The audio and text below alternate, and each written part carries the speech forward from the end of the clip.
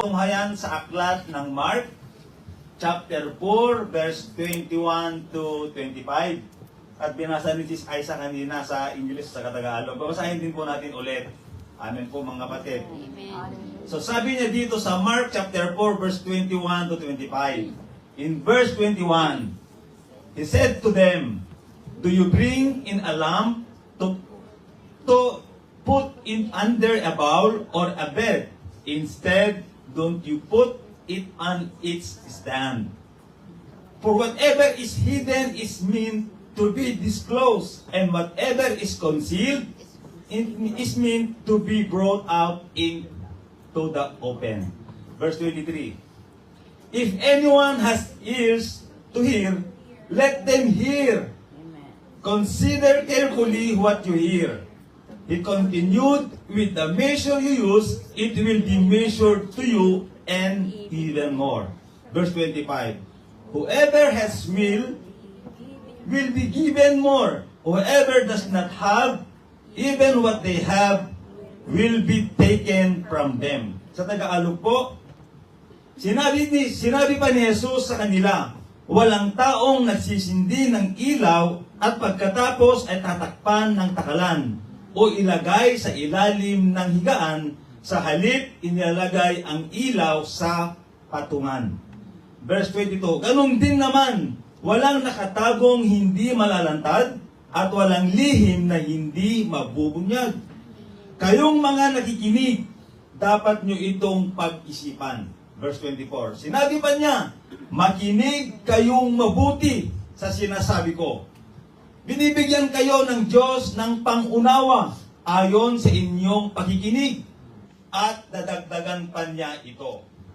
Last verse. Sapagkat ang taong sumusunod sa narinig niyang katotohanan ay bibigyan pa ng pangunawa. Ngunit ang taong hindi sumusunod sa katotohanan, kahit ang kaunti niyang naunawaan ay kukunin pa sa kanya. Pagpalain ng Diyos ang pagkabasa ng kanyang banal na salita. Tayo di manalangin. O dakilang Diyos, banal at makapangyarihan sa lahat, Panginoon, sa oras pong ito na ihayag na ang iyong salita na aming pag-aaralan, na aming pagnilay-nilayan ngayong umaga, Panginoon. Kaya dalangin ko, O Diyos, haleluya, natabian mo ang iyong mga anak. Kung anumang, Panginoon, ang nais mong iparating sa kanila, O Diyos, ay pagkaroon sila ng attentive ears, Lord. Para anuman, Panginoon, ang nais mo, Panginoon, ay maintindihan nila, marinig nila, na ito po ay hindi lang nila marinig, kundi ito po ay maiaplikar nila sa kanilang buhay. Kaya, Panginoon, anuman ang mga mensahe mo sa amin sa oras pong ito, Panginoon, pagpalain mo, O God. Lalong-lalo, Panginoon, sa inyong lingkod na gagamitin, O Diyos, na magdi-deliver ng inyong salita. Panginoon, itago mo ako, O God, sa ilikuran ng iyong krus. Hayaan mo, Panginoon, na ang iyong kadakilaan, ang iyong kaluwalhatian ang makita nila, hindi ang aking kahinaan. Kaya sa oras pong ito, Panginoon, pagpalain mo ang iyong serbisyo ngayong umaga. Kaya, Lord, walang lalabas sa pulwagang ito na hindi nila dala-dala ang pagpapala na inilaan mo para sa kanila. Maraming salamat po. Ito pang aming dalangin sa pangalan ni Jesus. Amen. Ngayon po'y makakaupo mga kapatid. Thank you. So, tayo po ay nasa series pa rin mga kapatid. Sino po ang nakakaalala yung ating napag-aralan noong nakaraang Sunday? Last Sunday. Amen. So, mga kapatid, ang ating pag-aralan ngayon ay mayroon pong pamagat. Amen. Na take heed what you hear. Ingatan mo ang narinig mo. Amen. So para madali nyo akong masundan, mayroon po tayong outline na dapat po natin tatahakin ngayong araw na ito. Sabi niya sa unang outline po natin, as charged to disciples. So dito sa outline number 1, mayroon pong dalawa po natin tatalakayin dito. That which is hidden is to be made known. Ang nakatago ay dapat ipaalam o dapat mailantad na, mga kapatid. Sa pangalawa, sa letter B, take heed what you hear. Mag-ingat sa inyong narinig. Number 2, as applied to us today. Amen. That which was hidden has been made known. Nalaman na ang nakatago. Amen. Amen. Amen. So, sabi niya dito sa pangalawa, letter B, take heed what you hear. Amen. Amen. So, sino po ang nakaalala yung mga napag-aralan natin nung nakaraan Parable. 2 Sundays? Parable. Why Jesus Amen. Parable. Why Jesus speak parable? So, kung babalikan po natin, pag-aralan po natin yung the parable of the sower. Naalala niyo yun? Pagkatapos, parable of the seeds. And then, pagkatapos doon, yung parable of the soil. Good soil. Amen. So, kung sinasabi po natin, parable of the sower, alam ko, kasi bilang isang magsasaka noon kasi talagang lumaki ako sa bukid. Kaya bago po namin ihasik yung palay, dapat yung paghasikan mo ng palay dapat patag, flat, malinis. Lilinisin mo, pupunutin mo yung mga damo bago mo ihasik yung palay. Ganun ang ginagawa po ng isang farmer. Amen, mga kapatid. So, ang seed naman, ano bang sinisimbolo ng seed? Word of God. Ito po yung salita ng Diyos. Napag-aralan po natin na napakahalaga po ang salita ng ating Panginoon. Amen. Amen. Amen. Yung John 1:1, sino bang naka-memorize? In the beginning was the Word, and the Word was with God, and the Word was God. So napakahalaga po ang salita ng Diyos. Amen. Kaya huwag po natin baliwalahin ang salita ng Diyos. At yung salita ng Diyos, siya po kung ibababa natin ang basa sa John 1:1, pupunta tayo sa verse 14, yung salita ay nagkatawan. The Word became flesh. So dapat mga kapatid, alagaan po natin, ingatan po natin ang salita ng Diyos.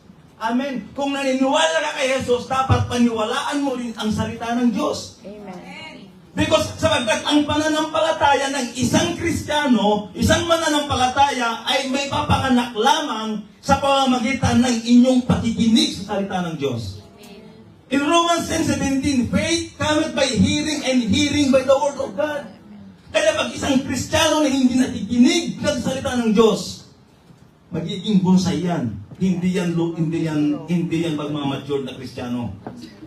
Kasi uusbong lamang ang pananampalataya ng isang Kristiyano kapag siya ay laging nakikinig, nagbabasa ng salita ng Diyos. Amen. Pero pag ikaw hindi ka nagbabasa ng salita ng Diyos, ano bang ino-knowledge mo? Ano bang ipapakain mo sa espiritu mo? Wala.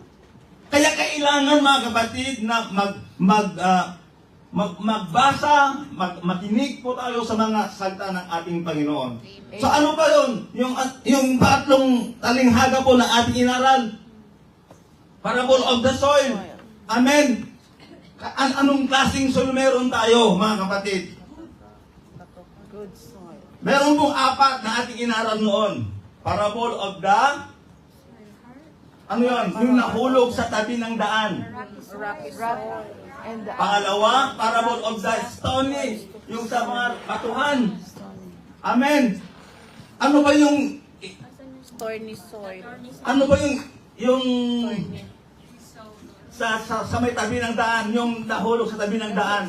Kinain. Ito yung mga Kristiyano na nakikinig ngayon ng mensahe, pero paglabas niya, nakita niya yung kaibigan, yung barkada niya, nakalimutan niya na yung kanyang napakinggan na salita ng Diyos.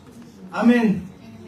Paglabas niya sa pintuan, namaya, naririnig niya ang mensahe ng Diyos, pero paglabas niya dyan, nakita niya yung barkada niya, kaibigan niya, tara nga sis, punta ka dun sa ali-ali. Nawala na agad yung salita ng Diyos, tinuka agad ng ibon. Amen. Yung naman na itanim doon sa batuhan, yan, umusbong, tumubo rin. Pero pagdating ng pagsikat ng araw, nalanta. That's true. Dumating lang ng kunting pagsubok sa kanyang buhay, umayaw na. Hindi lang nakawayan, nabati ni Pastor, umayaw na, nagtatampo na. Ito na yung mga tampuring chance na Kristiyano. Yung naitanim sa batuhan. Amen? Kaya dapat pag Pray for that. umusbong yung buto. Pero pag sikat ng araw, dumating yung kunting pagsubok, trial sa kanyang buhay, sumuko na kagad. Yung iba naman, natanim doon sa attorney, yung sa matinik na lugar. Lumaki yung butil, umusbong, pero hindi namunga. Amen. Bakit? Dahil sinapawan siya ng maraming problema sa buhay, alalahanin sa buhay. Nako, Pasko na naman, saan na kayo kukuha ng aking ipapadala? Ano kayang control number ang ibibigay ko sa kanila? Mga kapatid, yan ang problema sa atin. Amen. Yun ang nitanim sa damuhan, sa may matinik na lugar. Pag-aalala, tinik ng alalahanin sa buhay. Sinabi ni Pastor Jim, yung tinik na alalahanin natin ay itinuro na kay Jesus. Kaya dapat wala ka ng pag-aalala. Amen. Amen. Ibigay mo lahat kay Lord yan. Kasi sapagkat yung pag-aalala mo, ibinalangat sa Kanya, ikinuro na sa Kanya yung mga tinik ng ating mga pag-aalala. Amen. Amen po mga kapatid. Ngayon, Amen. Thank you, Lord. anong heart meron ka? Good soil. Yung iba sasabihin, sana dalawa ang puso mo. Sa bumanay ka dyan. Hangarin mo ba ang dalawang puso? Iisa nga lang ang puso, hindi mo pa kanyang alagaan. Amen. Tapos hahangarin mo dalawa? Sana dalawa ang puso. Puso ng saging. Anong hugot yan? Puso ng saging. Kaya mga kapatid, dapat tayo po yung mga pusong, yung mabuting mata o matabang lupa. Na kung saan, kung tayo po mga kapatid ay inaalagaan po natin ang salita ng Diyos, yan po ay yung matabang puso. Amen. Yung matabang lupa na tinutukoy ng ating Biblia. Amen. Amen.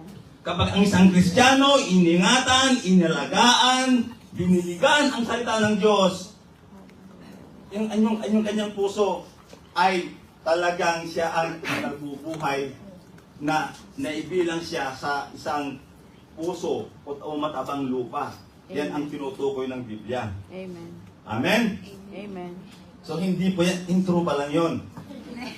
Kaya pagdating, sabi niya sa verse 9, pagkatapos sinabi ni Jesus, kayong mga nakikinig, dapat nyo itong pag-isipan. Pagkatapos ipinaliwanag ni Jesus ang talinghagang, at sabi niya, pinayuhan ni Jesus ang kanyang mga disipulo na ingatan ang inyong nadinig. Kaya yun po ang pamagat ng ating pag-aaralan ngayon, hapon. Take heed what you hear. So, darako tayo sa ating outline number 1. Amen. Amen. Lalakasan ko yung boss ko para hindi kayo makatulog. Amen. Sabi niya sa dito sa outline number 1, as charged to the disciple. Sa letter A, that which is hidden is to be made known. So, ang nakatago ay dapat malaman. So, nagtanong si Jesus ng mga rhetorical na tanong na may kinalaman sa lampara. Amen. Kapag sinabing tanong rhetorical, ito yung isang tanong na walang inaasahang sagot. Na ang layunin ay maikintal sa isipan sa mga nakikinig ang mensahe. Amen. Amen. Amen. Sabi niya dito sa verse 21, He said to them, do you bring in a lamp to put it under a bowl or a bed? Instead, don't you put it on its stand? Amen. So, it has a specific stand. Not just any stand, but its stand. Mga kapatid, sa Tagalog, tamang patungan. Meron siyang tamang patungan, hindi basta-basta patungan. Amen. So, hindi siya inilalagay sa maling lugar. inilagay siya sa tamang lugar. Amen. So, kapag ikaw ay isang Kristiyano na ang buhay mo ay totoong naiugnay kay Jesus, totoong naiugnay kay Kristo, mga kapatid, dapat magkaroon po tayo ng tamang liwanag. Amen. Amen. Amen. Kapag ang buhay mo ay hindi naiugnay sa Diyos, dapat asamin mo ngayon pa lang, mga kapatid, na magkaroon ka ng tamang relasyon sa Diyos. Amen. Asamin mo yan, yun ang pangarapin mo. Amen. Para ikaw ay magkaroon ng tamang liwanag. Kasi marami sa atin na hindi pa nasindihan ang kanilang ilawan. Kaya tanongin mo sa iyong katabi, nasindihan na ba ang ilawan mo? Nasindihan na ba? Nagliliwanag na ba? Kasi maraming mga Kristiyano na hindi pa nasisindihan ang kanilang mga ilaw.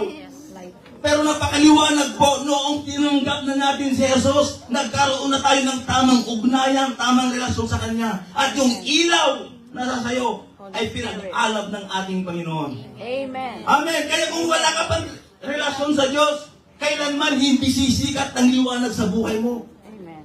Kaya ang pinagmumulan ng tamang liwanag ay walang iba kundi ang ating Panginoon Jesucristo. Siya ang source ng liwanag. Amen. Amen. Amen. So, mga kapatid, sabi dito, it has its specific stand. Not just an any stand, but its stand. So, mga kapatid, so tanong, ito po ay patungkol sa liwanag, ang tinutukoy po natin, ang ating pinapag-aralan. So, sabi dito sa tanong, where do you put your light? Yung liwanag, mga kapatid, saan mo inilalagay? Maliwanag po ang sinabi ng banal na kasulatan, kung titingnan po natin, in Matthew chapter 14, ay chapter 5 verse 14, you are the light Of the world. of the world. Amen. Amen. Amen. Ngayon, tanong, saan mo inilalagay yung ilaw mo? Sa madilim. Tatakpan o ilalagay mo ba siya sa ilalim ng bowl o tatakpan mo siya ng bowl o ilalagay mo sa ilalim ng kama? Ang ganda nung video of speech nito. Sabi niya, ilalim ng kama. Kapag sinabing ilalim ng kama, ano ba ang papasok sa isipan mo? Tulog. Kapag sinabing kama, tulugan, higaan. Kaya dito hindi tulugan, hindi higaan, kaya wag kang matulog. Amen. Amen. Pag sinabing kama, higaan, tulugan. Yung inuupuan mo talagang sadyang upuan yan, hindi tulugan. Huwag ka matulog. So ibig sabihin, mga kapatid, kapag inilagay mo yung ilaw mo, yung liwanag mo, inilagay mo sa ilalim ng kama, ibig sabihin, tinutulugan mo lang yung ilaw mo. Tinutulugan mo yung liwanag mo. Andiyan pa ba kayo, mga kapatid? Amen.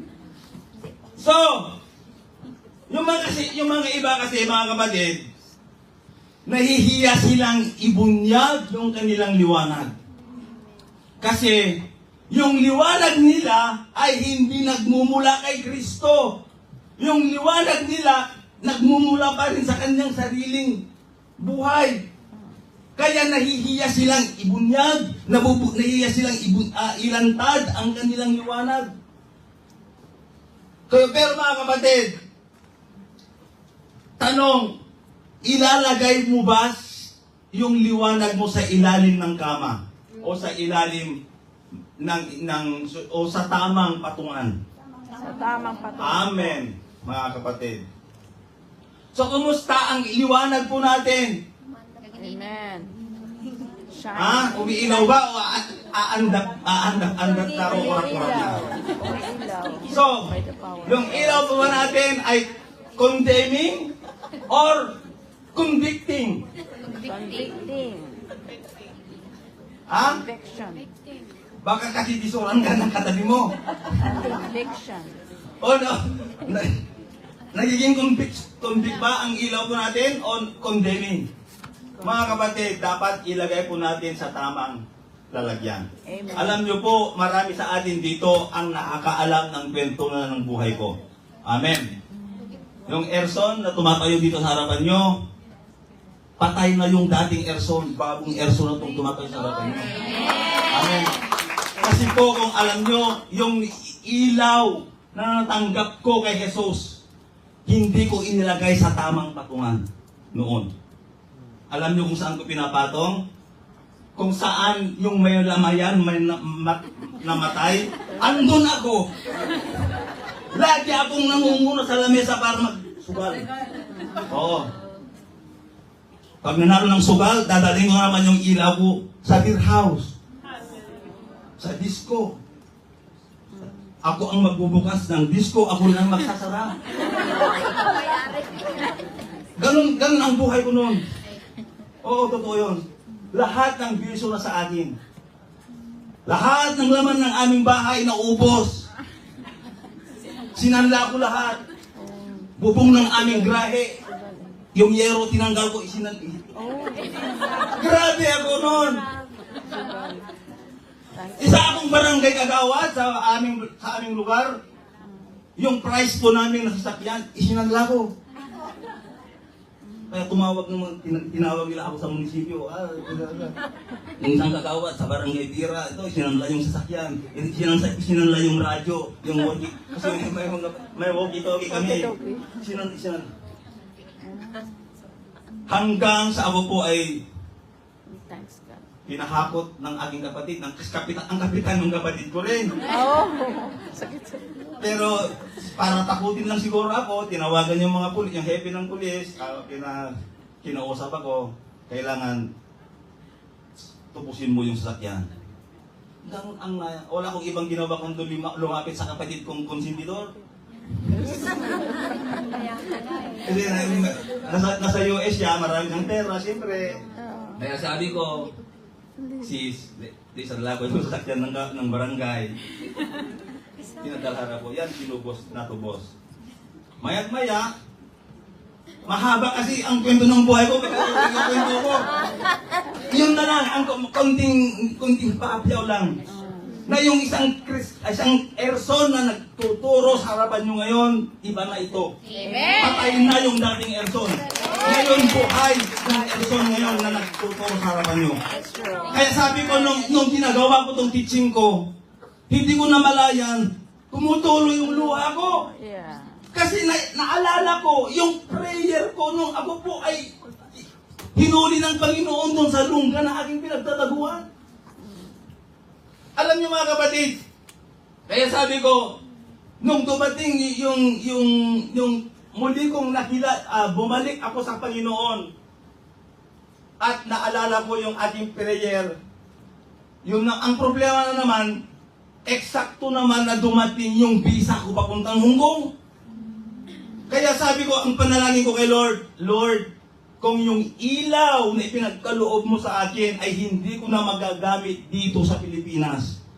Kung loloobin mo, Panginoon, na ako po ay magagamit sa ibang bansa, yung liwanag na ibinigay mo sa akin, dadalhin ko saan man ako dadalhin, Panginoon.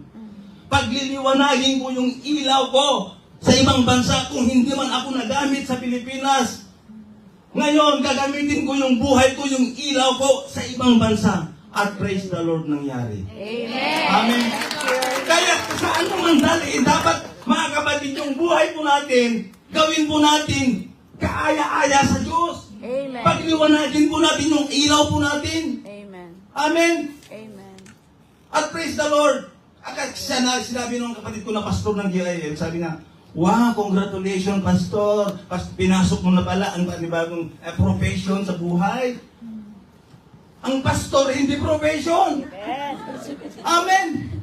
Ang pastor, calling. Tawag. Amen. Kasi yung mga ibang pastor, nakapaglilingkod lang po sila dahil sa pera. Sumasahod sila bonbong, ang lalaki mga sahod nila. Kaya tinuring nilang profession ang pastor. Pero tayo sa Sagasyalong mga kapatid, It's at Grasya at habag ng Diyos. Amen. Tumatayo kami dito. Grasya at habag ng Diyos. Wala kami tinatanggap na buwan-buwan. That's true. Amen. It's from the... Kasi tinawag ka ng Diyos. Amen. Hindi tinawag ka para, bakit maglilingkod ka lang ba? Maglilingkod ka lang ba sa Panginoon kung may bayad ka? Hindi yon, mga kapatid. Kaya, mga kapatid, yun ang kwento ng buhay ko. Mahaba. hindi kasya itong isang araw na ipag-ikwento ko. Amen? Amen. Hindi kasya kasi simula lang yon. Oo, totoo. Amen. That's true. We are... Alam nyo, nasa sugalan ako. Hinahatak yung baboy yung naalaga ko. Amen. Totoo yun. Kasi may pinagkakabalahan naman akong kaunting tigil noon. Kaya nung malaki na, nung pwede nang ibenta, yan, wala kang ibang ginawa kundi maghanap ng sugalan. Pag natatalo, sige, binibilangan na ako, sige, kunin niyo isang baboy doon.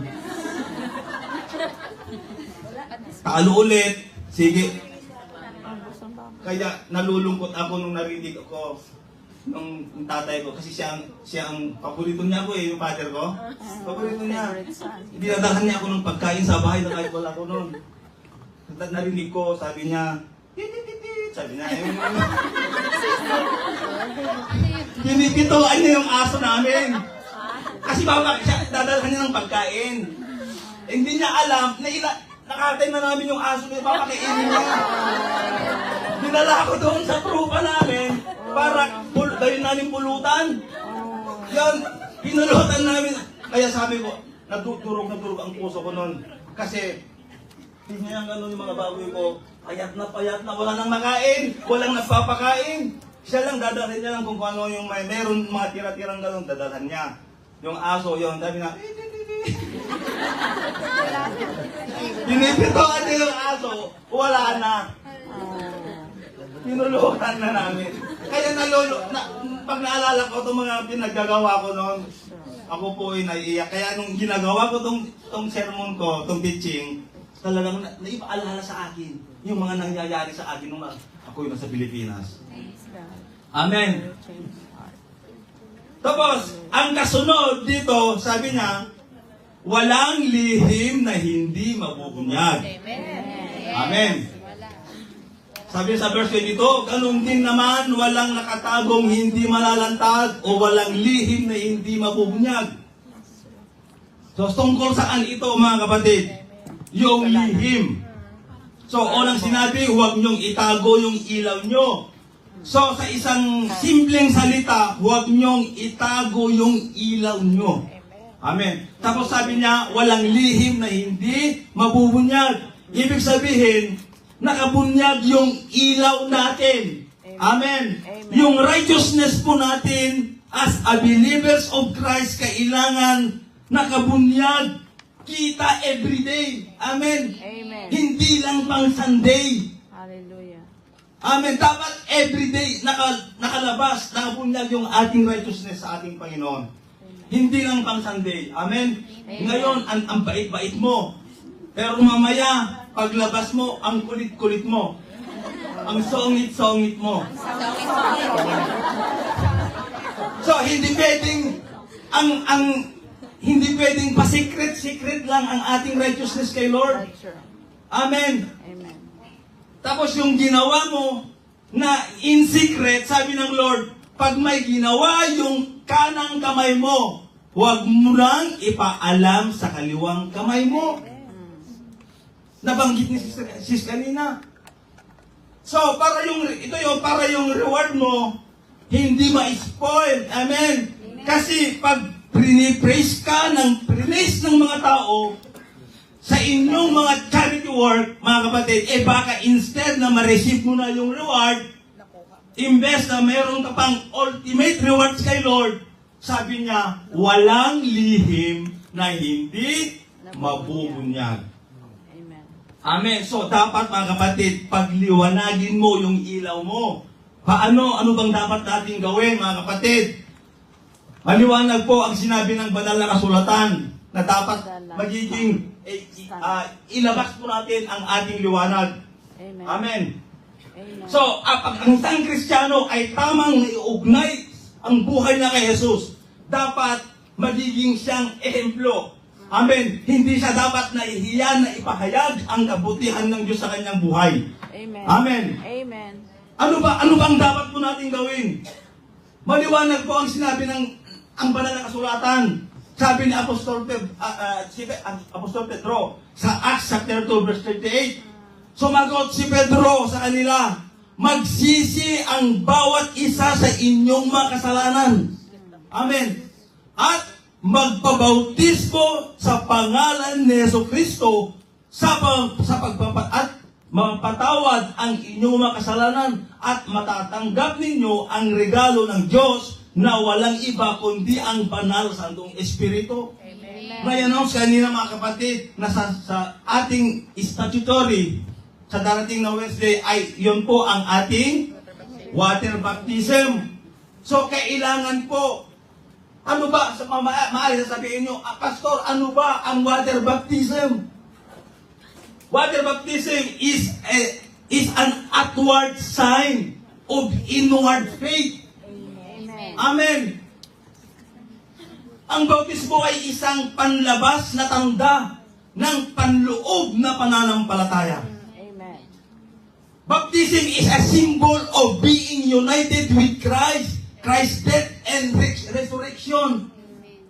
Amen. Amen. Yung baptism, ito po ay nagpapaliwanag o nagpapahiwatig na ikaw ay nakaugnay kay Jesus sa kanyang kamatayan at pagkabuhay. Amen. Amen. Amen. Yun ang symbolize ng water baptism.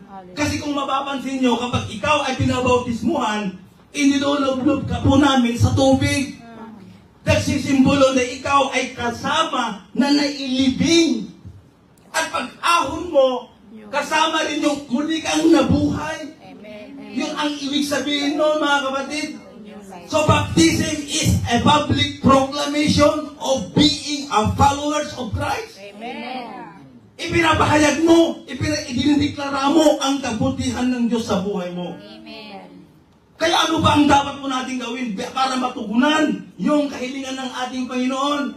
Bilang mananampalataya kay Kristo, dapat magkaroon po tayo ng tagawang ugnayan sa pamamagitan ng water baptism. Amen. Amen. Amen. Kaya kung sino man sa inyo, ini-encourage ko po kayo mga kapatid, na nais magpabautisar sa Wednesday, walang masama doon. Ito po ay isang ordinansa o sakramento ng isang tunay na Kristiyano. Amen. Amen. Amen. Alam nyo kasi, ang water baptism, isa po ito sa pinanghahawakan ng Shalom Church. Amen. Ito po ang isa sa mga ating pinanghawakan. Ito yung tinatawag na declaration of faith. Amen. Water baptism kasama doon. Ano pa yung declaration po natin? Yung Holy Communion kasama pa doon. Kaya mga kapatid, kung nais po natin na tayo po ay tunay na totoong magtiwalag ang ating buhay, ini-encourage ko po kayo, magpa-water baptism po kayo sa Sunday. Sa Wednesday. Amen? Amen. Salamat sa nag-amen. Amen.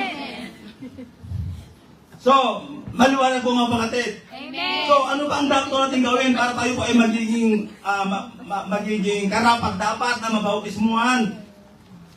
Repent and be baptized in the name of Jesus. Amen. Pangalawa, identity with Jesus without a shame. Amen. Dapat huwag kang mahiya. Yan ang nagpapatunay kapag ikaw na ay nabautismuhan sa pangalan ni Jesus, sa pamagitan ng banal na Santong Espiritu, ando doon na yung boldness mo na maghayag ng salita ng Diyos. Amen. Hindi ka dapat mahihiya doon. Amen.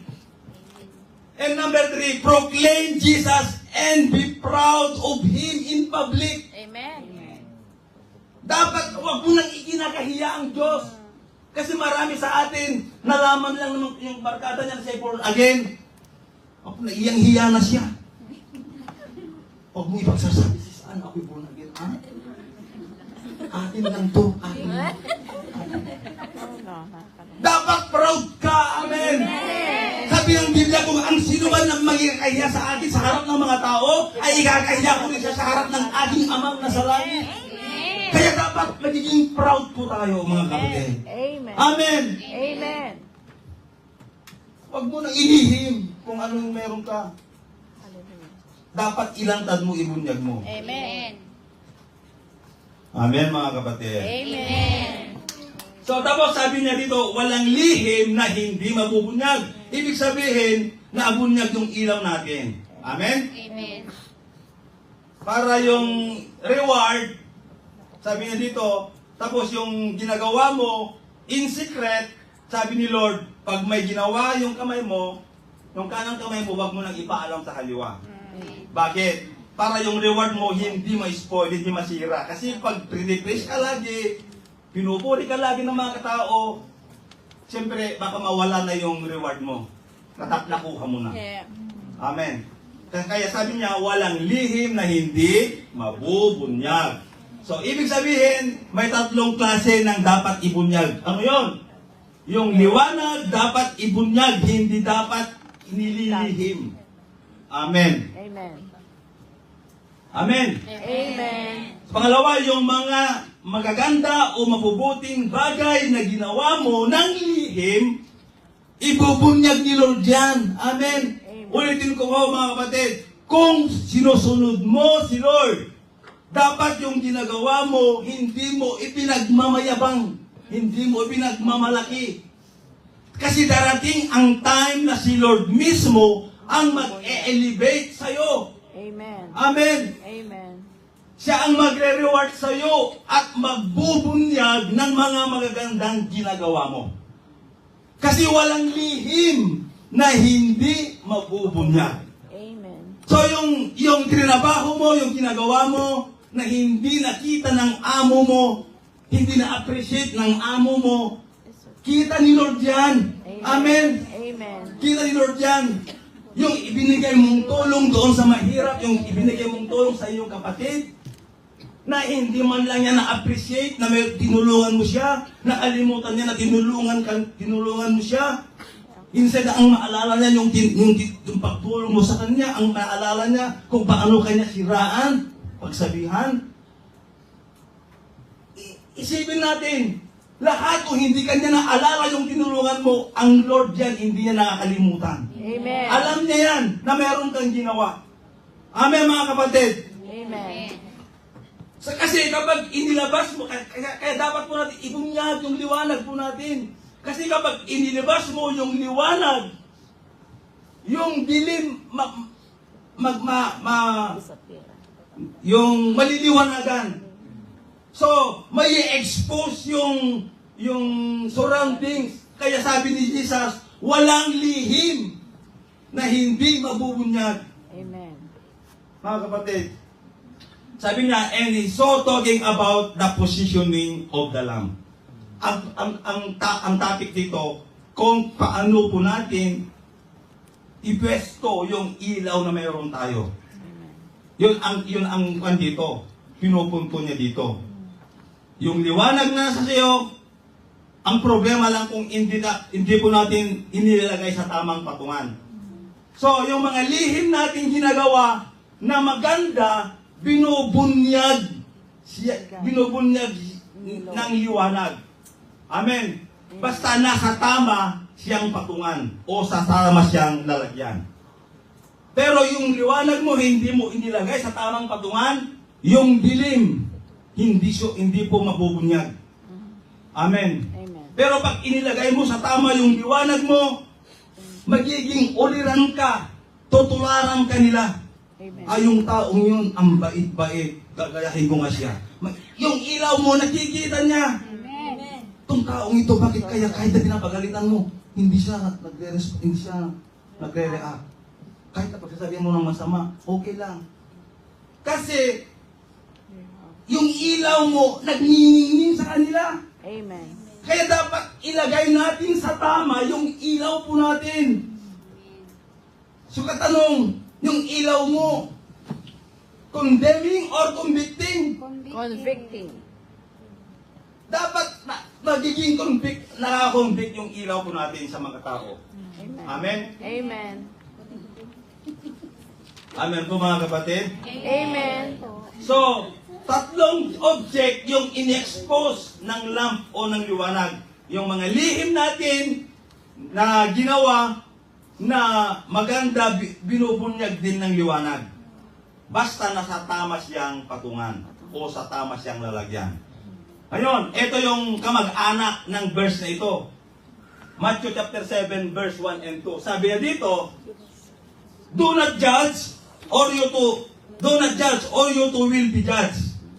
For in the same way you judge other, you will be judged. And with the measure you use, it will be measured to you.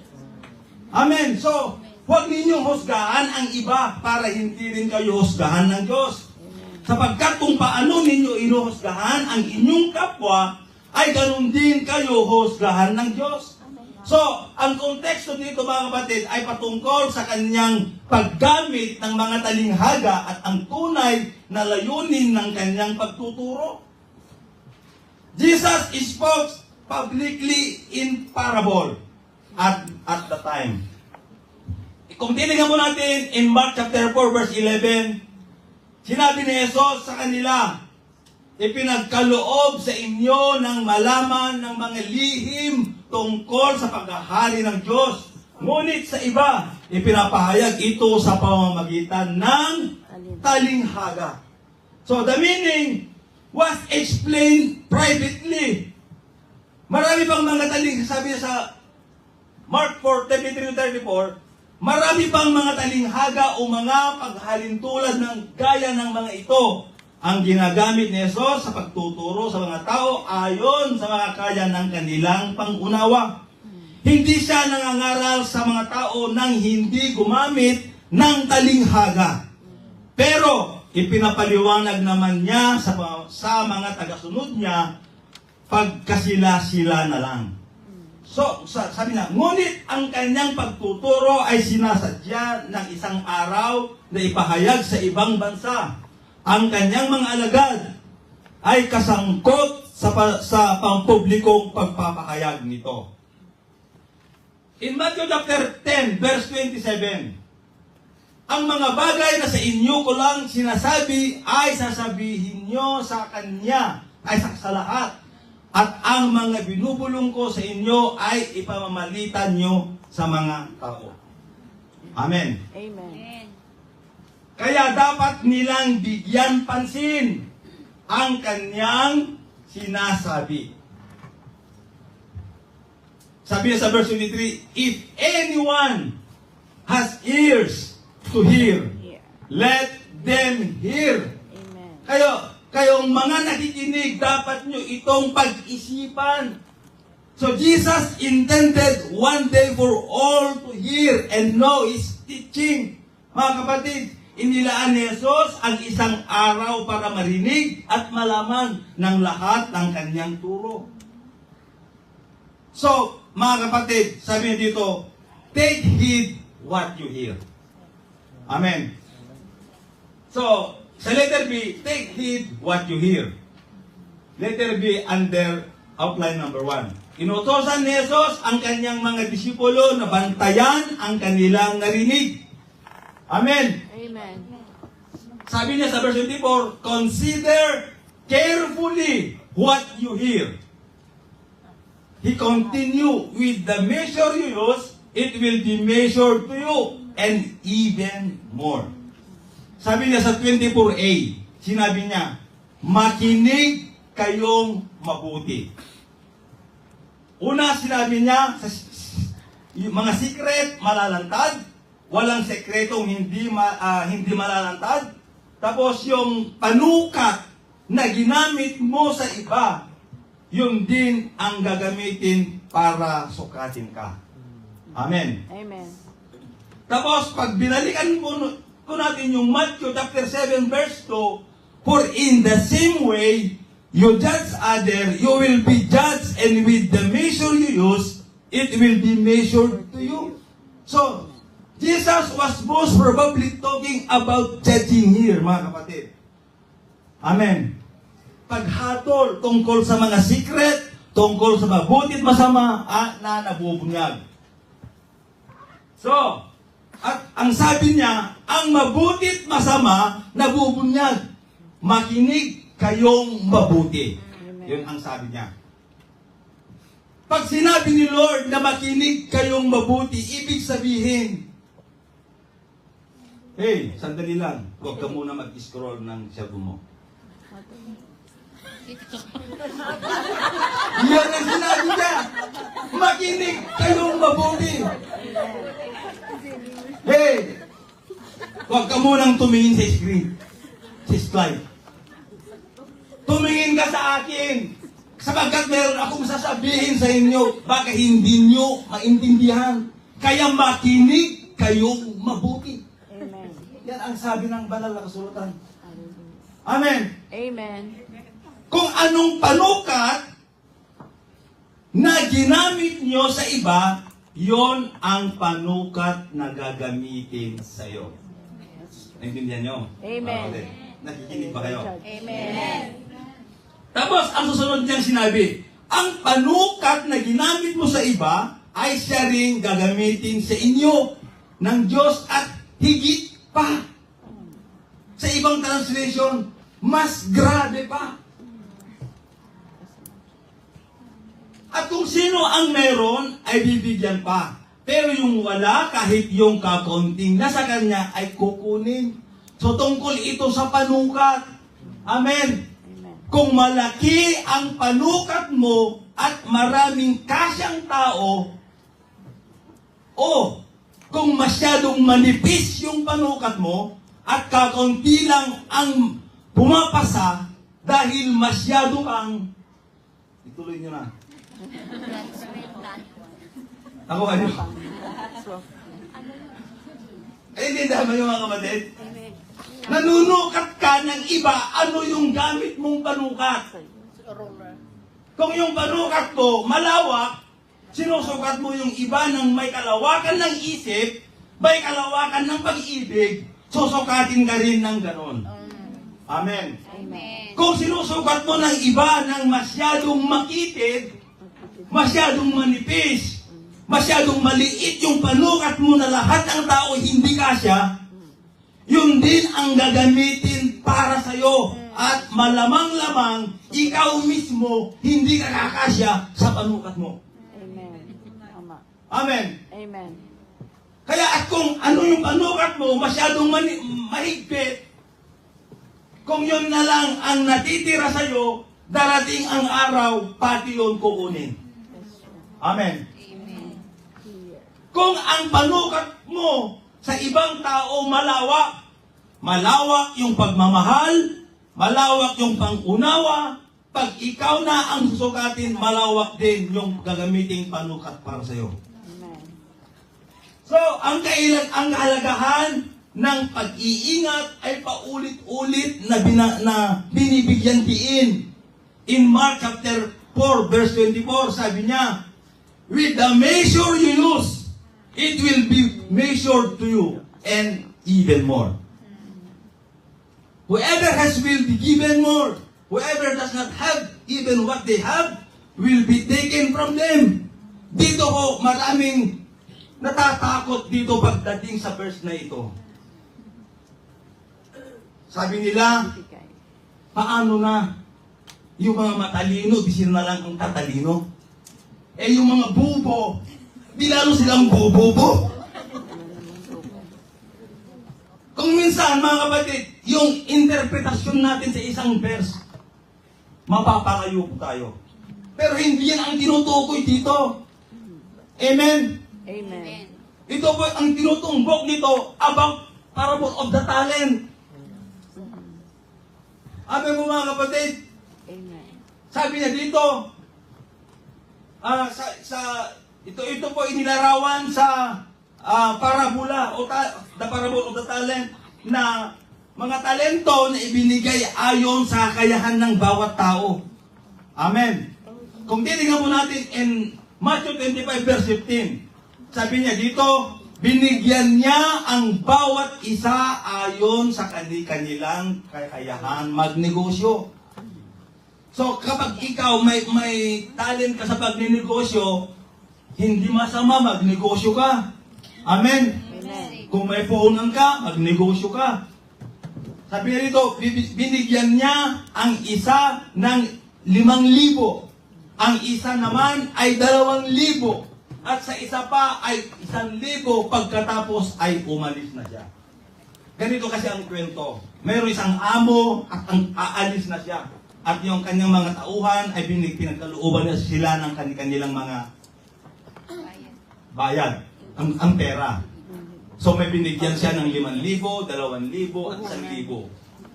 So kita po natin dito mga kapatid, na ang gumamit ng kanilang mga talento ay tumanggap ng higit na responsibilidad. Amen. Amen. So mga kapatid, kung binigyan ka ng Lord ng talent, gamitin mo. Amen. Glory. Huwag mong ibaon, huwag mong itago yung talento mo. Gamitin mo sapagkat maliwanag ang sinabi ng Biblia, ang mayroon ay bibigyan. Yung wala, kahit kakaunting meron sa kanya, kukunin pa at ibibigay sa iba. Ibibigay doon sa maraming talento.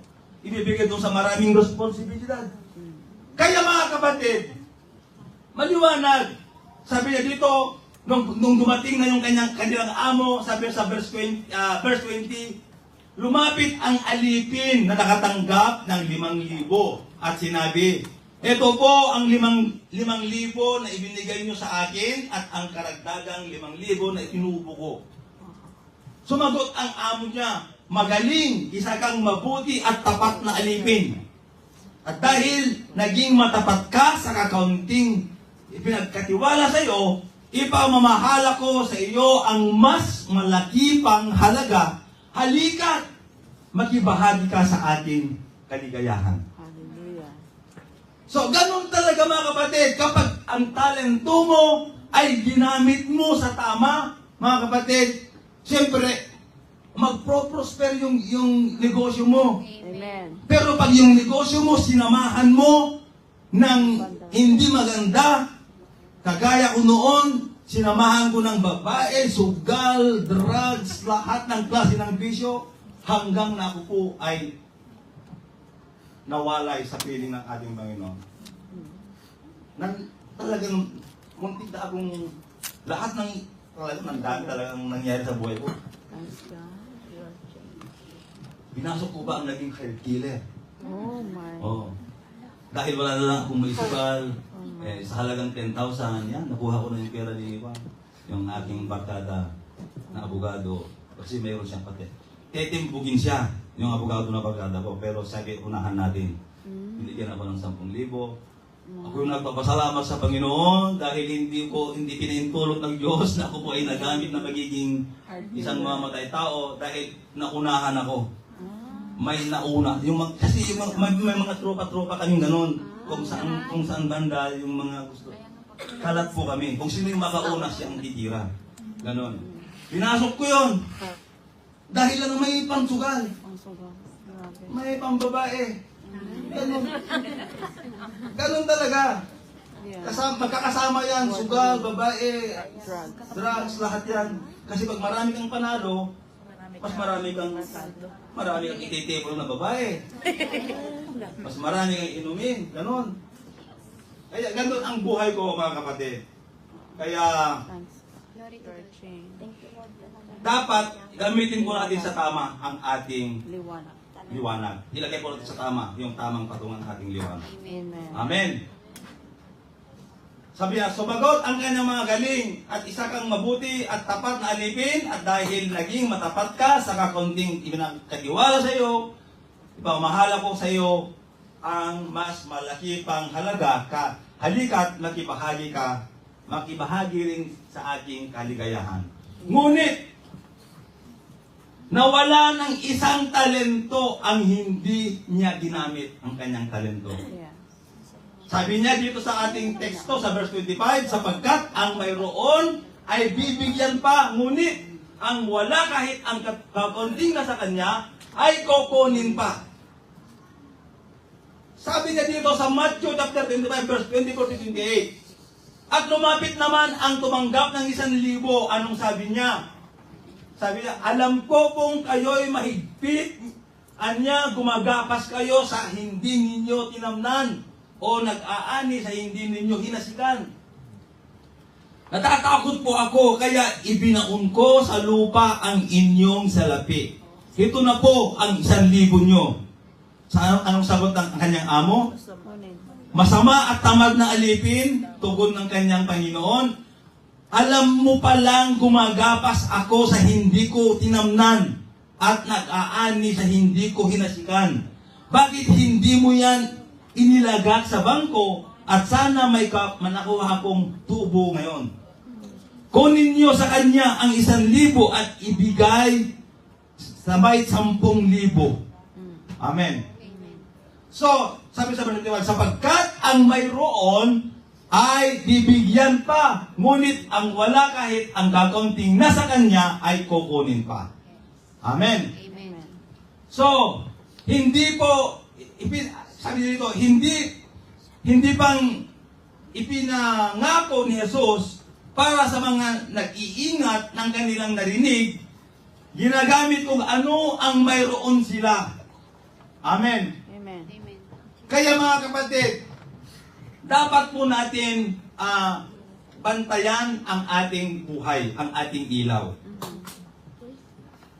Sabi niya, maliwanag po, yung nangyayari sa atin hindi lingid. Amen? Amen. Walang lihim na hindi mabubunyag. Amen. May kasabihan na buntot mo, hila mo. Alam niyo. Buntot mo, hila mo. Hila niyo. So, alam mo natin mga kapatid, yung mga tao, mga kon sa atin, yung mga ginangyayari ngayon, kaya buntot mo, hila mo. Kaya ano nangyayari? So, mamaari, ang tanong nyo, Pastor, yung mga ganon, patatawarin ba kaya ng Diyos? Yes, patatawarin ka ng Diyos kung ikaw If ay you repent. magsisisi ng taos po sa iyong pagsisisi. Ire-restore ba kaya ako ng Diyos? Yes, ire-restore ka ng Diyos. Amen. Amen. May consequence ba ang ating mga ginagawa? Yes. Yes, meron. May consequence. Kaya buntot mo, hila mo. Kaya kung nangyari kay David, mga kapatid, kung maalala nyo, siya ay nag-commit ng murder and adultery. Kaya si David, buntot niya, hila niya. Yeah. Pero pinatawad ng ating Panginoon. Amen. Kaya anuman yung mga nagawa po nating kasalanan, kapag tayo po ay magbalik loob sa Diyos, na ando doon yung total repentance po natin, ang Diyos kailanman hindi niya itatalikod ang kanyang mukha. Anak, sasabihin niya, yayakapin ka niya. Amen. Amen. Amen. Wow, Kristo, mararamdaman mo ang yakap ng Panginoon. Hallelujah. Amen. Yayakapin Thank ka you, niya Lord. kung ikaw ay magbabalik loob.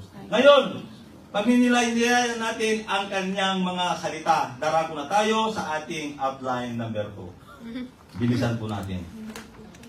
Sabi niya dito, that which was hidden has been made known. Nalaman na ang nakatago. So, ang mga bagay na pinanatiling pribado ay dapat isa publiko. Amen. Amen. Pagkatapos ng kanyang muling pagkabuhay. So, in Mark chapter 9, verse 9, nung pababa na sila sa bundok, pinagbilin niya ni Jesus, huwag ninyong sabihin kahit kanino ang nakita nyo, hanggat ako na anak ng tao ay hindi pa muling nabubuhay. Amen. So, ibinigay ang Espiritu Santo upang gabayan ang mga apostol sa buong katotohanan. Amen. Amen. So in John chapter 16 verse 12 to 13, sabi niya, marami pa sana akong sasabihin sa inyo, pero hindi nyo pa kayang intindihin sa ngayon. Amen. Pero pagdating sa banal na Espiritu na siyang tagapagturo ng katotohanan, tutulungan niya kayo para maintindihan nyo ang lahat ng katotohanan. Amen. So ang itinuturo niya ay hindi galing sa kanya. Sasabihin niya kung ano lang ang narinig niya at ipinapahayag din niya sa inyo ang tungkol sa mga bagay na darating. Amen. So, at dapat nating ipahayag ang Ebanghelyo at ang kanyang mga utos. Amen? Amen. Lahat po tayo ay tinawag ng Diyos. Amen. Can you say amen? Amen. Amen. Parang hindi kayo kumbinsido. Amen. Lahat tayo ay tinawag ng Diyos. Amen. Thank you, Lord. So, kung tinawag tayo ng Panginoon, mayroon po tayong responsibilidad na dapat gampanan. Amen. Amen? Amen. Kasi ang That's last will ng ating Panginoon, ang huling habilin. Amen. Disciple. Ano bang kapag sinabing huling habilin, yan ang pinag-aawayan natin, di ba? Mga magkakapatid, lalo na kung mayaman yung kanilang mga magulang na naghihingalo na. At may mayroon siyang huling habilin. Yeah, maraming nagpapatayan dyan. Maraming nag-aaway, hindi na nakaintindihan na magkakapatid dahil lang sa doon sa huling habilin. Dapat ganun din po tayo. Amen. Amen. Ipaglaban natin ang salita ng Diyos. Amen. Kung ano yung habilin niya, dapat gampanan gamit po natin. Hallelujah. Anong sabi niya? Go. Go into the world and preach the good news to all creation. Amen. At sabi niya sa Matthew 20, verse 18 to 19, 18 to 20, therefore, go and make disciples of all nations, baptizing them in the name of the Father, and of the Son, and of the Holy Spirit, and teaching them to obey everything I have commanded you. And surely, I am with you always to the very end of the age. Yan po ang tungkulin natin. Amen. Amen. Kaya huwag po tayong patamad-tamad sa ibang pag-evangelize. Amen. Kasi yan ang tungkulin ng isang tinawag ng Diyos. Amen. May sahod ka o wala, sumunod ka sa Diyos. Amen. Amen. Amen. Tinubos. Yan po ang dahilan kung bakit po tayo hinahabilinan ng ating Panginoon. Amen. Umakyat siya sa langit, hinabilin niya sa mga disciples at sa mga churches. Amen. Na ang ibig sabihin, body of Christ. Tayo po ay kasama sa body of Christ. Amen. Amen. Kasama ka. Tayo. Kasama po tayo. Amen. Kaya kung ano yung habilin ng ating Panginoon, handa po tayong gampanan. Hallelujah. Yung responsibility, huwag mong ibaon, mga kapatid, yung talent na mayroon ka. Amen. Amen. Kasi yung iba kasi katwiran nila, mahina kasi itong labi ko, Pastor. Wala akong masyadong memory verse. Wala akong alam sa inyong salita. Ang tinitingnan ng Diyos, mga kapatid, hindi yung abilidad mo. Hindi yung ability mo. Ang tinitingnan ng Diyos, yung availability mo. Amen. Yung at anong available ka ba? Amen. Available ka ba na maghayag sa salita ng Diyos? Amen. Hindi yung wala akong kaya, hindi ko kaya mag-share, hindi ko kaya magpahayag. Hindi yun ang tinitignan ng Diyos. Amen. Ang tinitignan niya, yung gaano ka sumunod sa Kanya. Yung availability mo sa Kanya. Hindi yung ability mo ang tinitignan niya. Yung availability mo ang tinitignan ng Diyos. Amen. Kaya sumunod ka. Amen. Yun ang tungkulin mo bilang tinawag ng Diyos. Hallelujah. Amen. Amen. Hindi niya sinabi na pumunta ka doon, maraming pagpapala doon. Alam niyo, sumunod yung mga disipulo, wala siyang magandang ipinangako sa kanila. Sumusunod ang mga disipulo sa pamamagitan ng habag at grasya ng Diyos sa kanila. Amen. Dapat ganun po tayo, sumunod po tayo na hindi wag tayo umasa sa kung anong meron ka. Mayroon sa... Kasi pastor, dapat i-install muna ako na magiging leader, maging pastor, maging worker. Alam niyo, hindi na kailangan mag-install ka sa isang iglesia. Amen. Amen. Tayo po ang mga misyonary ng Diyos. Amen. Ikaw, kung hindi ka pa nagmi-mission, ikaw na ang pinadala ng Diyos na bilang missionary sa pamilya mo. Amen. Amen. Amen. Huwag nang kailangan na pumunta ka pa sa ibang bansa para mag-mission. Mismo na mismo sa pamilya mo na nauuhaw sa salita ng Diyos. Ikaw na ang ipinapadala ng Diyos na missionary sa pamilya mo. Amen. Kaya huwag po tayong magiging tamad sa gawain ng Diyos. At least yung salita ng Diyos ay may share natin sa ating mga mahal sa buhay. Amen. Amen. Amen.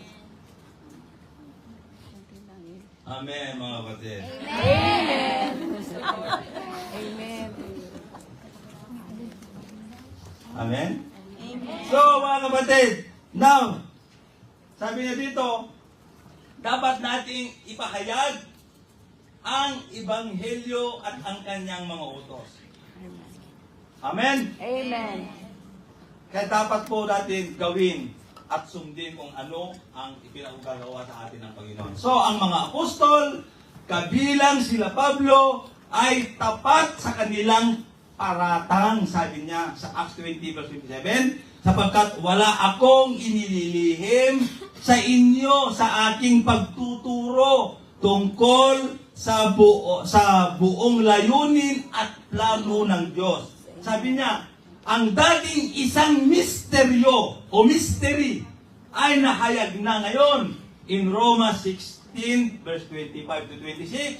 Sabi niya, purihin natin ang Diyos na siyang nakapagpatibay sa pananampalataya niyo ayon sa magandang balita tungkol kay Jesucristo ay inilihim ng matagal ng panahon. Pero inahayag na ngayon sa pamamagitan ng mga isinulat ng mga propeta. Amen. Ito ay ayon sa utos ng walang kamatayan ng Diyos para ang lahat ng tao ay sumampalataya at sumunod sa Kanya. Now, yung salitang mystery na kung tawagin sa Tagalog, hiwaga or lihim. Sa Bagong Tipan, ang paggamit po ng salitang mystery ay tumutukoy po sa isang katuruan. Katuruan ng isang pagbubunyag ng Diyos na itinago po niya temporarily. Pero sa pamamagitan po ng mga apostol at ng mga propeta sa loob ng Bagong Tipan, ito po ay kanilang ibinunyag sa pamamagitan po ng Espiritu Santo. Amen. So ang magandang halimbawa po dito mga kapatid ay sa Ephesians chapter 3 verse 3 to 6. Sabi dito, makita po natin dito kung paano gamitin yung salitang mystery in the New Testament. Amen. In verse 3 sabi niya, gaya ng nabanggit ko sa sulat na ito, ang Diyos mismo ang nagpahayag sa akin tungkol sa kanyang lihim na plano para sa inyo. Habang binabasa nyo ang sulat kong ito, malalaman nyo ang pagkakaunawa ko tungkol sa lihim na plano ng Diyos para sa inyo sa pamamagitan ni Kristo. Hindi hinahayag ng Diyos ang planong ito sa mga tao noon, pero ipinapahayag na niya ngayon sa mga banal na apostol at mga propeta sa pamamagitan ng banal na Espiritu. Verse 6, ito po ang summary niyan. At ito nga ang plano ng Diyos na sa pamamagitan ng magandang balita, ang mga hindi Hudyo ay tatanggap ng mga pangako ng Diyos kasama ng mga Hudyo. Amen. Yan ang lihim Hallelujah. na hindi nabunyag kasi ang alam ng mga Hudyo sa lumang tipan, sila lang ang maliligtas. Yun ang pagkaalam nila. Kaya lahat na pagpapala sa lumang tipan, sila lang ang tatanggap ng pagpapala. So dito, may isang lihim na tumutukoy po sa effect o resulta ng magandang balita. Na ang ibig sabihin, ang pananaw lamang ng mga Hudyo noon, sila lang ang ligtas. At lahat ng mga pangako sa lumang tipan ay para ho lamang sa kanila. Yun ang mindset ng mga Hudyo noon. Amen. Amen. Kaya, gayon pa man, sabi po ng Biblia, may lihim po ito na nakasaad sa lumang tipan na hindi naunawaan ng mga Hudyo. Dahil ito'y nakatago, pero ngayon, inilantad na sa pamamagitan ng mga propeta at ng mga apostol. Amen. So, ano po yung mga lihim po na yan? Sa pamamagitan po ng magandang balita, ang mga hentil at ng mga Hudyo ay isasama at ililigtas, ilalagay kay Kristo. Amen. Amen. Amen. Yan ang lihim na nabubunyag ngayon. Amen. Amen. Lord. So, ang tipan, ang nakatago ay maaari ng malaman ng lahat. Amen. Amen. So, Amen. take heed what you hear. Ingatan mo ang inyong narinig. Amen. So, ang pangangailangan mag-ingat sa ating mga narinig. Ay ganoon pa rin na isaalang-alang ang kaalagahan ng pakikinig ng mabuti upang pagpalain po tayo. Amen. In Matthew chapter 13 verse 16 to 17. Ngunit mapalad kayo dahil nakikita ang nakaunawa. Sinasabi ko sa inyo ang totoo, maraming propeta at matutuwid na tao noon ang naghahangad na makakita at nakakarinig ng nakikita at naririnig ninyo ngayon, pero hindi ito nangyari sa kanilang panahon. Ngayon, upang magkaroon ng pananampalataya, mga kapatid, in Romans chapter 1 verse 16, memoryado po natin to. For I am not ashamed of the gospel because it is the power of God. Amen. That brings salvation to everyone who believes. First the Jew, then to the Gentiles.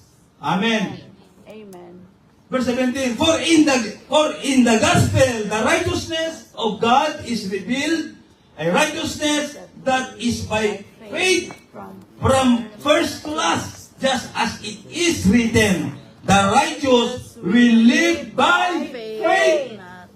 Amen. Kaya yung sabi sa Romans 10:17, so then faith comes by hearing, and hearing by the word of God. Amen. Amen. Amen. So upang mamunga ang sabi ng Luke chapter 8, verse 15, ngunit ang mabuting lupang nahasikan ng binihi ay ang mga taong nakikinig sa salita ng Diyos. Amen. Sino yun? Tayo Tayo. yun. Kayo yun na nakikinig sa salita ng Diyos. At iningatan ito sa kanilang malinis at tapat na puso at pinagsisikapang sundin hanggang sila'y mamunga. Amen. Amen. May proseso Amen. pala. Hallelujah. Ang para tayo po ay mamunga, dapat ingatan, alagaan, at ipasamuhay ang salita ng Diyos. Amen. Para ikaw ay mamunga. Para tayo ay mamunga. Amen. Amen. Amen. To prevent apostasy. Sabi niya. So, sabi dito sa Hebrew chapter 2 verse 1 to 3. Kaya dapat nating panghawakang mabuti ang katotohanan. Naririnig natin para hindi tayo maligaw. Amen. Amen. Kaya magiging mapanuri po tayo ang pag-asa, pamamagitan ng salita ng Diyos. Hindi ka lang dapat nakikinig. Dapat pag uwi mo, pag nag-take note ka, mayroon kang i-review sa bahay nyo. Pero ang problema sa atin, instead na mag-take note, mag-take note po tayo mga kapatid, para mayroon po tayong i-review pagdating natin sa bahay. Amen. Magiging mapanuri po tayo sa mga katuruan na ating naririnig. Amen. Kaya kaya sabi dito sa verse 3, kaya hindi tayo makakaligtas kung babaliwalahin natin ang dakilang kaligtasang ito. Ang Panginoon mismo ang unang nagpahayag ng kaligtasan ito. At pinatunayan sa atin ng mga nakarinig sa Kanya. So, tignan kung gaano tayo kahusay sa pakikinig sa salita ng Diyos. Amen. Amen po ba? Amen. So, the principle of measure remains the same. Amen. Amen. In Mark chapter 4, verse 24 to 25. Sabi niya dito, sa parehong panukat na ginamit mo, ito ay susukatin sa'yo. Sa inyo na nakakarinig, higit pa ang ibibigay. Sapagkat ang mayroon sa kanya ay bibigyan pa. Ngunit, ang sino mang wala kahit ang nasa kanya ay aalisin sa kanya. So yung merong pagmamahal, lalong dadami ang kanyang pagmamahal. Amen. Amen. Amen. Yung may pagpapatawad, lalong dadami ang pagpapatawad. Amen. Yung may pananampalataya, lalong dadami ang kanyang pananampalataya. So yung walang grasya sa katawan, yung walang pagpapatawad sa katawan, yung kakunti ang pagpapatawad na meron sa puso niya, kahit yung kapitiraso, kahit nakakapiranggot na yon, darating ang panahon, mawawala yan. Amen. Mawawala. So yung kakunti ang pasensya sa katawan, darating ang panahon, mawawala yon. Nakuha niyo mga kapatid? Amen. Kaya humingi po tayo kay Lord ng dagdag pasensya. Amen. Amen. Humingi tayo kay Lord ng dagdag humility. Amen. Kasi padami ng padami ng pinapatawad mo. Amen. Amen. Mas malaki ng chance, mga kapatid, na ikaw ay patatawarin kung ikaw ay marunong magpatawad. Amen. Amen? Amen po ba, mga kapatid? Amen. Kung hindi ka marunong magpatawad, naku, itaga mo sa bato. Please lang, hindi ko siya mapapatawad. Pakisabi sa kanya, huwag magpapakita sa akin. Di ba? Kasi pastor, pag nagkasalubong ko, kumukulo ang dugo ko. Mga kapatid, dapat matuto po tayo magpatawad. Amen. Amen, mga kapatid. Sabi ni Reverend Rabbi Zacarias, Reverend Zacarias said in his lecture that there are 4 absolute. When say absolute, meaning, mga kapatid, unwavering. Amen. Hindi yan tumitinag, totoo yan kahit saan panahon. Amen. Amen. So ano po yung 4 na absolute na yon? Una, absolute love. Pangalawa, absolute evil. Pangatlo, absolute justice. Pang-apat, absolute forgiveness. So by absolute love, by absolute evil, may absolute justice. Lahat tayo, kahit anong relihiyon mo, naghahanap ka ng hustisya. Naghahanap ka ng justice. Ngayon, paano mo tatawadin ang isang bagay na hindi makatarungan kung wala kang concept? Amen. Kung ano ang makatarungan? Love, evil, justice, at saka forgiveness. So, absolute po yung forgiveness. Lahat po tayo kailangan magbigay ng forgiveness. Kasi darating ang panahon, tayo rin kahit gaano tayo kagaling, kahit gaano tayo katagal sa Panginoon, kahit gaano tayo kahusay o kalawak ng isip, darating ang time na mangailangan ka ng forgiveness. Amen. Darating at darating yan. Madadapa ka at madadapa ka. Maliit man yan o malaki, sesimplang at sesimplang ka sa buhay. Amen. Kakailanganin mong patawarin ka ng mga taong mahal mo. So, absolute love. Lahat tayo na naghahanap tayo ng love. Amen? Amen. Lahat tayo ay naniniwala.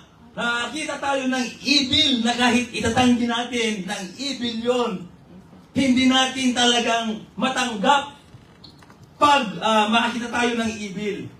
Amen. Mayroon yon. Tapos yung pangatlo, yung justice. Tapos yung pang-apat, forgiveness.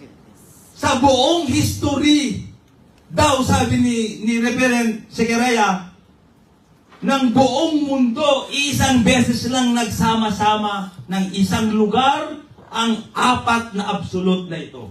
Amen. Nagsama-sama sa isang pagkakataon, eksaktong pagkakataon, eksaktong oras, eksaktong lugar, nag-meet up itong apat na ito. Kasi normally, magkakahiwalay yan. Amen. Kung walang love na presence, kung nasaan yung absolute evil, walang forgiveness, nandoon walang justice. So kung nasaan yung isa, umiiwas yung iba. Amen. Never silang nagsama na sabay-sabay. Amen. Amen. Pero mga kapatid, isang beses lang po sila sa history ng humanity nagsama-sama yung apat. Alam nyo kung saan? Sa krus po ng ating Panginoon Jesucristo. Amen. Doon sila nagtatagpo-tagpo, doon sila nagsama-sama. Sabay-sabay nangyari, nagsama-sama yung apat na ito. Ipinakita ng Diyos na yung absolute love by offering His life in Jesus Christ. Amen. Jesus, the Son of God, offering His life for us. Amen. Ibinigay niya yung kanyang bugtong na anak, mga kapatid, para tayo po ay magkaroon ng kasiguraduhan, ng kaligtasan. Amen. Dahil sa kanyang pagmamahal sa atin. Mahal na mahal niya po tayo ng Diyos. Amen. But God commended His love toward us, in that while we were yet sinners, Christ died for us. Amen. Romans 5:8, mga kapatid. Kaya, mahal na mahal po tayo ng ating Panginoon. Amen. So, ipinakita ng Diyos yung absolute love by offering His life in Jesus Christ. Amen? Amen. Sa suffering ni Jesus, ipinakita yung justice na deserve natin na dapat tayo ang tatanggap ng na kinuha ni Jesus because of His absolute love, mga kapatid. Amen. Ipinakita rin doon ng absolute evilness of the human heart na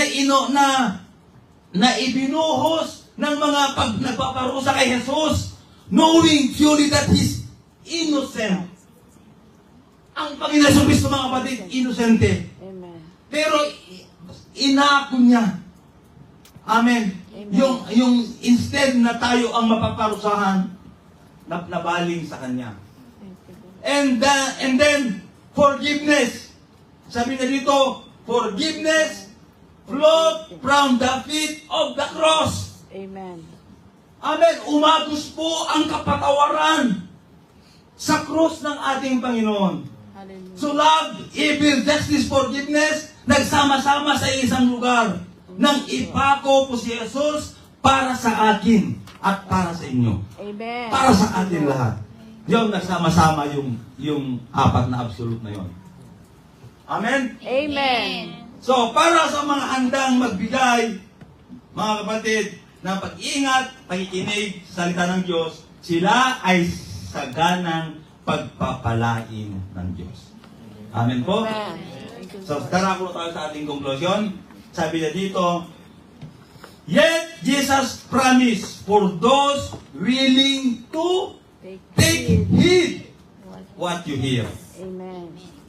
Nangako si Jesus para sa mga handang ingatan ang inyong mga narinig. Amen? Amen. Dapat alagaan, ingatan po natin kung ano yung mga inuutos sa atin ng Diyos, dapat bigyan po natin halaga. Amen. Amen po. Amen. With the same measure you use, it will be measured to you. Sa parehong panukat na ginamit mo, ito ay susukatin sa iyo. Amen. Amen. Amen. So, to you who hear, more will be given. Sa inyo na nakarinig, higit pa ang ibibigay. For whoever has to hear Him, to him more will be given more. Will be given. Sapagkat ang mayroon sa kanya ay bibigyan pa. That's why, mga kapatid, sabi niya dito, some never stagnate their spiritual growth while their faith is refreshed and renewed daily. Amen. In 2 Corinthians chapter 4 verse 16, iyan ang dahilan kung bakit hindi kami pinanghinaan ng loob. kahit na unti-unti humihina ang aming katawan, patuloy naman lumalakas ang aming espiritu. Amen. And so, together with Jesus, we offer the following admonition, mga kapatid. Sabi niya, in Mark chapter 4, verse 23, if anyone has ears to hear, let Dim here. him hear. Amen. Amen po. Amen. Dapat Amen. ingatan po natin, lahat po kayo mayroon naman tayong pandinig eh, di ba? Amen. Ano ba ng ating mga narinig, dapat ingatan at alagaan po natin. Isa buhay po natin Amen. ang salita ng Diyos. Hallelujah. Kung ang sino man ay may mga tainga upang marinig, hayaan upang